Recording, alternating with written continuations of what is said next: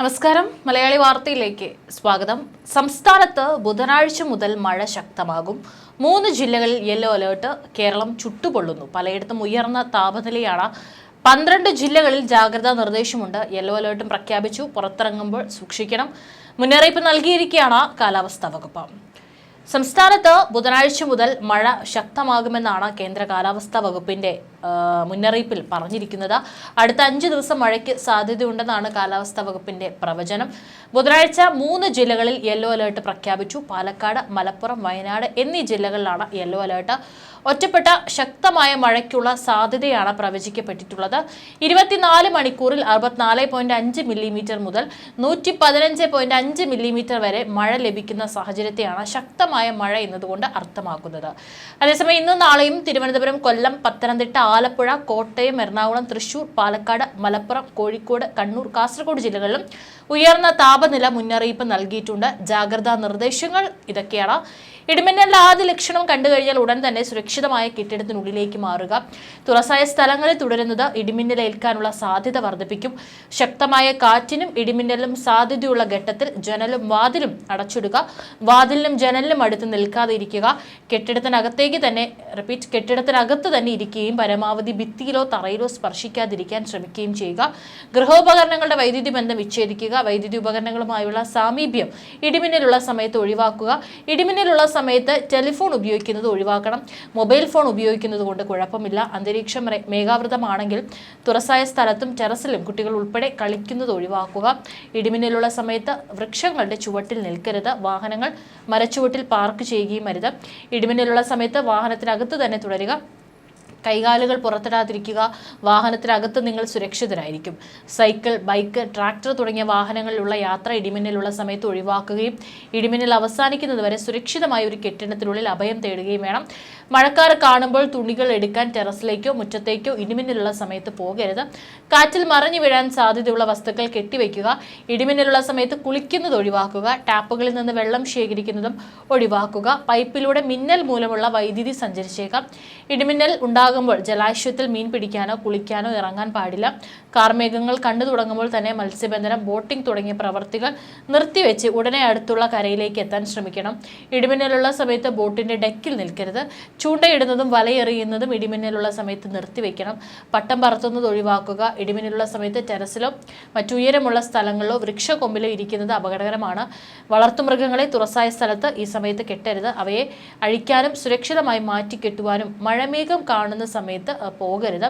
ഇത് നിങ്ങൾക്ക് ഇടിമിന്നൽ ഏൽക്കാൻ കാരണമായേക്കാം. അടുത്തുള്ള കെട്ടിടത്തിലേക്ക് മാറാൻ സാധിക്കാത്ത വിധത്തിൽ തുറസായ സ്ഥലത്താണെങ്കിൽ പാദങ്ങൾ ചേർത്ത് വെച്ച് തല കാൽമുട്ടുകൾക്കിടയിൽ ഒതുക്കി പന്തുപോലെ ഉരുണ്ടിരിക്കുക.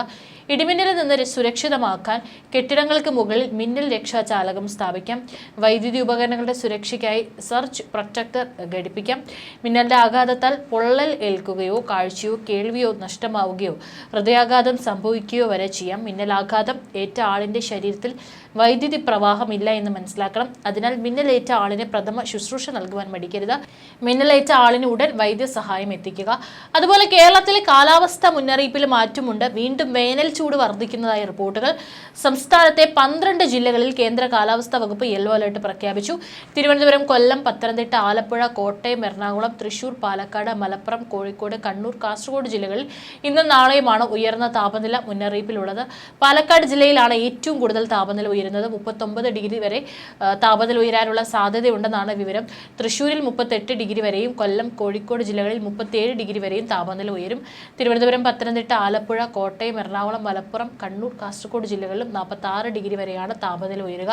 ഇത് സാധാരണ താപനിലയേക്കാൾ 2 മുതൽ 3 ഡിഗ്രി സെൽഷ്യസ് കൂടുതലാണ്. എന്നാൽ മലയോര പ്രദേശങ്ങളിൽ ചൂട് വർദ്ധിക്കാനുള്ള സാധ്യത കുറവാണ്. മലയോര മേഖലകളിൽ ഒഴികെ ഉയർന്ന ചൂട് അനുഭവപ്പെടാനുള്ള സാധ്യതയുണ്ട്. സംസ്ഥാനത്ത് ചൂട് ഉയരുന്ന സാഹചര്യത്തിൽ ജനങ്ങൾ ജാഗ്രത പാലിക്കണമെന്ന് സംസ്ഥാന ദുരന്ത നിവാരണ അതോറിറ്റി മുന്നറിയിപ്പ് നൽകിയിട്ടുണ്ട്. ചൂട് കൂടുന്നതിനാൽ സൂര്യാഘാതം, നിർജ്ജലീകരണം തുടങ്ങിയ നിരവധി പ്രശ്നങ്ങളും ഉണ്ടാകാനുള്ള സാധ്യത കൂടുതലായിരിക്കും. നേരിട്ട് സൂര്യപ്രകാശം ഏൽക്കുന്നത് ഒഴിവാക്കുക. ഇടയ്ക്കിടയ്ക്ക് വെള്ളം കുടിക്കുക. നിർജ്ജലീകരണം ഉണ്ടാക്കുന്ന കാപ്പി, ചായ തുടങ്ങിയവ ഒഴിവാക്കണമെന്ന് നിർദ്ദേശിച്ചു. പുറത്തിറങ്ങുമ്പോൾ സൂക്ഷിക്കണമെന്നും വെള്ളം നിറയെ കുടിക്കണമെന്നും നിർദ്ദേശമുണ്ട്. കുടിവെള്ളം ലഭ്യമാക്കാനും പകൽ സമയങ്ങളിൽ പുറം ജോലിക്കാർ ആവശ്യത്തിന് വിശ്രമം ഉറപ്പാക്കാനും നിർദ്ദേശമുണ്ട്. ഇന്നലെ പാലക്കാട് സ്റ്റേഷനിലാണ് സംസ്ഥാനത്തെ ഏറ്റവും ഉയർന്ന താപനില രേഖപ്പെടുത്തിയത്. 38.7 ഡിഗ്രി സെൽഷ്യസ് ആയിരുന്നു താപനില. ഉയർന്ന ചൂട്, സൂര്യാഘാതം, സൂര്യാതാപം, നിർജ്ജലീകരണം തുടങ്ങിയ നിരവധി ഗുരുതരമായ ആരോഗ്യ പ്രശ്നങ്ങൾക്ക് കാരണമാകും. അതുകൊണ്ട് പൊതുജനങ്ങൾ താഴെ പറയുന്ന നിർദ്ദേശങ്ങൾ പാലിക്കേണ്ടതാണ്. പകൽ 11 മണി മുതൽ ഉച്ചയ്ക്ക് 3 മണി വരെയുള്ള സമയത്ത് നേരിട്ട് ശരീരത്തിൽ കൂടുതൽ സമയം തുടർച്ചയായി സൂര്യപ്രകാശം ഏൽക്കുന്നത് ഒഴിവാക്കുക. പരമാവധി ശുദ്ധജലം കുടിക്കുക. ദാഹമില്ലെങ്കിലും വെള്ളം കുടിക്കുന്നത് തുടരുക. നിർജ്ജലീകരണം ഉണ്ടാക്കുന്ന മദ്യം, കാപ്പി, ചായ, കാർബണേറ്റഡ് ശീതള പാനീയങ്ങൾ തുടങ്ങിയവ പകൽ സമയത്ത് ഒഴിവാക്കുക. അയഞ്ഞ ഇളനിറത്തിലുള്ള കോട്ടൺ വസ്ത്രങ്ങൾ ധരിക്കുക. പുറത്തിറങ്ങുമ്പോൾ പാദരക്ഷകൾ ധരിക്കുക. കുടയോ തൊപ്പിയോ ഉപയോഗിക്കുന്നത് നല്ലതായിരിക്കും. പഴങ്ങളും പച്ചക്കറികളും ധാരാളമായി കഴിക്കുക. വൈറസ് ലൈനി, സംഭാരം തുടങ്ങിയവയുടെ ഉപയോഗം പ്രോത്സാഹിപ്പിക്കുക. മാർക്കറ്റുകൾ, കെട്ടിടങ്ങൾ, മാലിന്യ ശേഖരണ നിക്ഷേപ കേന്ദ്രങ്ങൾ തുടങ്ങിയ ഇടങ്ങളിൽ തീപിടുത്തങ്ങൾ വർദ്ധിക്കാനും വ്യാപിക്കാനുമുള്ള സാധ്യത കൂടുതലാണ്. ഫയർ ഓഡിറ്റ് നടത്തേണ്ടതും കൃത്യമായ സുരക്ഷാ മുൻകരുതൽ സ്വീകരിക്കുകയും ചെയ്യേണ്ടതാണ്. ഇവയോട് ചേർന്ന് താമസിക്കുന്നവരും സ്ഥാപനങ്ങൾ നടത്തുന്നവരും പ്രത്യേക ജാഗ്രത പാലിക്കുക. ചൂട് അധികരിക്കുന്ന സാഹചര്യത്തിൽ കാട്ടുതീ വ്യാപിക്കാനുള്ള സാധ്യതയുണ്ട്. വനമേഖലയോട് ചേർന്ന് താമസിക്കുന്നവരും വിനോദസഞ്ചാരികളും പ്രത്യേകം ജാഗ്രത പാലിക്കണം. കാട്ടുതീ ഉണ്ടാകാനുള്ള സാഹചര്യങ്ങൾ ഒഴിവാക്കണം. വനവകുപ്പിന്റെ നിർദ്ദേശങ്ങൾ കർശനമായി പാലിക്കണം. വിദ്യാഭ്യാസ സ്ഥാപനങ്ങളിൽ വിദ്യാർത്ഥികൾക്ക് ശുദ്ധമായ കുടിവെള്ളം ഉറപ്പാക്കേണ്ടതും ക്ലാസ് മുറികളിൽ വായു സഞ്ചാരം ഉറപ്പാക്കേണ്ടതുമാണ്. പരീക്ഷാകാലമായാൽ പരീക്ഷാ ഹാളുകളിലും ജലലഭ്യത ഉറപ്പാക്കണം. വിദ്യാർത്ഥികളുടെ കാര്യത്തിൽ സ്കൂൾ അധികൃതരും രക്ഷിതാക്കളും പ്രത്യേക ശ്രദ്ധ പുലർത്തേണ്ടതാണ്. കുട്ടികൾക്ക് കൂടുതൽ വെയിലേൽക്കുന്ന അസംബ്ലികളും മറ്റു പരിപാടികളും ഒഴിവാക്കുകയോ സമയക്രമീകരണം നടത്തുകയോ ചെയ്യേണ്ടതാണ്. കുട്ടികളെ വിനോദസഞ്ചാരത്തിന് കൊണ്ടുപോകുന്ന സ്കൂളുകൾ രാവിലെ 11 മുതൽ 3 വരെ കുട്ടികൾക്ക് നേരിട്ട് ചൂടേൽക്കുന്നില്ല എന്ന് ഉറപ്പുവരുത്തുക. അംഗനവാടി കുട്ടികൾക്ക് ചൂടേൽക്കാത്ത തരത്തിലുള്ള സംവിധാനം നടപ്പാക്കാൻ അതാത് പഞ്ചായത്ത് അധികൃതരും അംഗനവാടി ജീവനക്കാരും പ്രത്യേകം ശ്രദ്ധിക്കണം. കിടപ്പ് രോഗികൾ, പ്രായമായവർ, ഗർഭിണികൾ, കുട്ടികൾ, ഭിന്നശേഷിക്കാർ, മറ്റു രോഗങ്ങൾ മൂലമുള്ള അവശത അനുഭവിക്കുന്നവർ തുടങ്ങിയ വിഭാഗങ്ങൾ പകൽ 11 മണി മുതൽ ഉച്ചയ്ക്ക് 3 മണി വരെ നേരിട്ട് സൂര്യപ്രകാശം ഏൽക്കാതിരിക്കാൻ പ്രത്യേകം ശ്രദ്ധിക്കണം. ഇത്തരം വിഭാഗങ്ങൾക്ക് എളുപ്പത്തിൽ സൂര്യാഘാതം ഏൽക്കാനുള്ള സാധ്യതയുള്ളതിനാൽ ഇവരുടെ കാര്യത്തിൽ പ്രത്യേക ജാഗ്രത പുലർത്തേണ്ടതാണ്. ഇരുചക്ര വാഹനങ്ങളിൽ ഓൺലൈൻ ഭക്ഷണ വിതരണം നടത്തുന്നവർ ഉച്ചസമയത്ത് സുരക്ഷിതരാണെന്ന് അതാത് സ്ഥാപനങ്ങൾ ഉറപ്പാക്കേണ്ടതാണ്. അവർക്ക് ചൂടേൽക്കാതിരിക്കാൻ ഉതകുന്ന രീതിയിലുള്ള വസ്ത്രധാരണം നടത്താൻ നിർദ്ദേശം നൽകുകയോ ആവശ്യമെങ്കിൽ യാത്രക്കിടയിൽ അല്പസമയം വിശ്രമിക്കാനുള്ള അനുവാദം നൽകുകയോ ചെയ്യേണ്ടതാണ്.